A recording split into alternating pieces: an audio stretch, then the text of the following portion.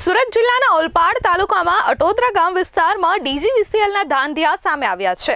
કલાકો સુધી ઇલેક્ટ્રિસિટી પુરવઠો ખોરવાતા સ્થાનિકો પરેશાન થઈ ઉઠ્યા છે। અનેક ફરિયાદો કરવામાં આવી પણ કોઈ કાયમી ઉકેલ ન આવતો હોવાની ચર્ચાઓ ઉઠી છે।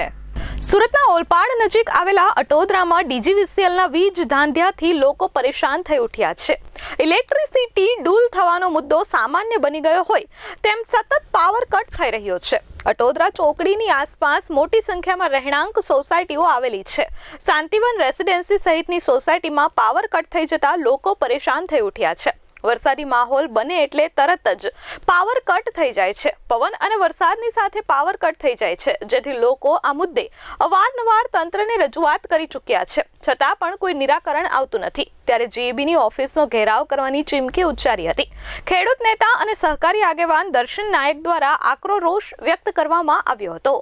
સુરત જિલ્લાના ઓલપાડ તાલુકાનો સૌથી વધુ ઇન્ડસ્ટ્રીયલ વિસ્તારમાં જ્યારે ડેવલપિંગ અને રેસિડન્ટ વિસ્તારમાં પણ ડેવલપિંગ મોટા પ્રમાણમાં થયેલું જોવા મળે છે। સ્થાનિક રહીશોની વારંવાર અટોદરાની આજુબાજુના ઘણા સોસાયટીઓ આવેલી છે, ઓલપાડની આજુબાજુમાં ઘણી સોસાયટીઓ આવેલી છે। જીબી દ્વારા એમને કનેક્શન આપી દેવામાં આવ્યા છે, પરંતુ સામાન્ય રીતે જ્યારે ટ્રિપિંગ થતી હોય તો 4-4, 5-5, 7-7 કલાક સુધી પૂરી રાત સુધી વીજળી આવતી નથી। સ્થાનિક રહીશો વારંવાર ઓનલાઈન ફરિયાદો કરે છે, ટેલિફોનિક ફરિયાદો કરે છે, લેખિત ફરિયાદો કરે છે, પરંતુ એનો કોઈપણ પ્રકારનો ઉકેલ આવતો નથી। અધિકારીઓને જ્યારે લેખિત ફરિયાદ કરવા જતા હોય ત્યારે અધિકારીઓની ઓફિસમાં ઉપસ્થિતિ હોતી નથી। આના કારણે સામાન્ય માણસ આનો ભોગ બને છે। અને હજુ તો ચોમાસાની શરૂઆત છે, સામાન્ય પવન આવવાના કારણે જો 4-4, 5 કલાક વીજળીનું ટ્રિપિંગ થતું હોય અને એના કારણે ખેડૂતો પણ આ વિસ્તારમાં મોટા પ્રમાણમાં ડાંગર અને શેરડીની ખેતી છે।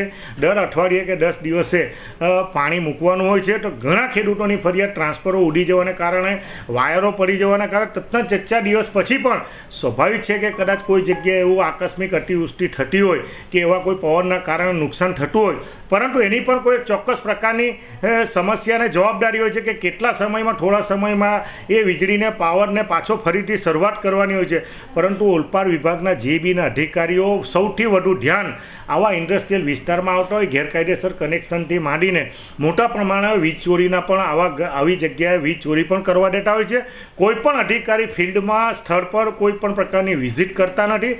સ્થાનિક રહીશો ઉપલા અધિકારીને પણ ટેલિફોનિક દ્વારા ફરિયાદો કરે છે, પણ અધિકારીઓ ટેલિફોનિક ફરિયાદો પણ લેતા નથી।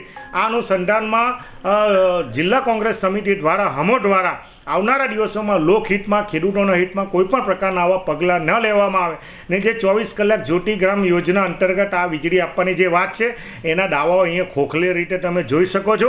લોકો હેરાન પરેશાન થયા છે। આવનારા દિવસોમાં ચોમાસાની શરૂઆત છે, જો મોટા પ્રમાણમાં વરસાદ પડે અને કોઈ એવા પ્રકારના પવનના વાવાઝોડાના કારણે જીબીને વાયુને નુકસાન થાય, ટ્રાન્સફોર્મરનું નુકસાન થાય તો શું આવનારા દિવસોમાં પરિસ્થિતિ થાય, એટલા માટે ઉપલા અધિકારીને પણ વિનંતી કરીએ કે આવી કઈ જગ્યાએ આવી સમસ્યાઓ છે, થાંભલાઓ પડી જવાના આવા બનાવો બને છે, તે જગ્યાએ યોગ્ય ચોમાસાનું જે વાત છે ડિઝાસ્ટર મેનેજમેન્ટની, એ ડિઝાસ્ટર મેનેજમેન્ટના અહીંયા દાવાઓ ખોખલા સ્પષ્ટ દેખાઈ આવે છે। લોકોના હિતમાં અને સ્થાનિક ખેડૂતોના હિતમાં આવનારા દિવસોમાં જો યોગ્ય પગલાં ન લેવાય તો કોંગ્રેસ સમિતિ દ્વારા આવનારા દિવસોમાં જીબી કચેરીનો પણ ઘેરાવ કરવામાં આવશે, એવી અમારા દ્વારા ખાતરી આપવામાં આવે। એટલે મૂળ પાયાની વાત છે કે સરકાર મોટા પાયે જાહેરાતો કરે છે। અગાઉના સમયમાં 24 કલાક જ્યોતિગ્રામ વીજળી આપવાની વાત હતી, હવે બીજી બાજુ વીજળી 24 કલાક આપવાને બદલે વીજળીનો તમે જોઈ શકો છો લોકો હેરાન પરેશાન થાય છે। બીજી બાજુ સ્માર્ટ મીટરની જે વાત છે એ સ્માર્ટ મીટરમાં આજે પણ કોઈને ખબર પડતી નથી કે કેટલા પ્રકારમાં એનો પાવર વપરાય છે। ઘણા લોકોને ઓછા બિલો આવતા હોય તેના મોટા પ્રમાણમાં મોટા બિલો આવે છે। એટલે સરકાર ફક્ત ને ફક્ત વેરો કે ટેક્સ ઉઘરાવવા માટે નવી યોજના કરીને જે મૂળ પાયાની વાત છે કે યોજનામાં લોકોને કેટલો લાભ કરી શકાય, લોકોને કેટલી સુવિધા આપી શકાય, એને બદલે લોકોને સુવિધા આપવાને બદલે લોકોને મોટા પ્રમાણમાં આના કારણે મોટું નુકસાન થાય, લોકોને દુવિધા કેવી રીતે ઊભી થાય, લોકો કેવી રીતે હેરાન પરેશાન થાય, અને એવી કોઈ સુવિધા નથી કે જે તાત્કાલિક અસરથી કોઈ ફોલ્ટ થાય, કોઈ થાંભલો પડી જાય, કોઈ ટ્રાન્સફોર્મર પડી જાય તો તાત્કાલિક અસરથી થોડા સમયમાં એની વીજળીનો પુરવઠો પાછો પુરવઠ થાય, એવી પ્રકારની કોઈ સુવિધા ઊભી કરતી નથી। ફક્ત ને ફક્ત સરકાર જાહેરાતો કરે। સહકારી આગેવાન દર્શન નાયકે કહ્યું કે અટોદરા આસપાસ ઘણી ઇન્ડસ્ટ્રીઝ છે, તેમને 24 કલાક પાવર મળે છે, પરંતુ રહેણાંક સોસાયટીમાં પાવર કટથી ઘણી સમસ્યાઓનો સામનો કરવો પડે છે। ખેડૂતોને પણ પાવર કટ થઈ જતા હેરાનગતિનો સામનો કરવો પડી રહ્યો છે. જ્યોતિગ્રામમાં 24 કલાક વીજળી આપવાની જગ્યાએ હેરાનગતિ મળી રહી છે. સ્માર્ટ મીટર આપવાની વાત કરનારી સરકાર લોકોને હેરાન કરી રહી છે. જો આગામી સમયમાં યોગ્ય નિરાકરણ નહીં આવે તો જીઈબીની ઓફિસનો ઘેરાવ પણ કરવામાં આવશે.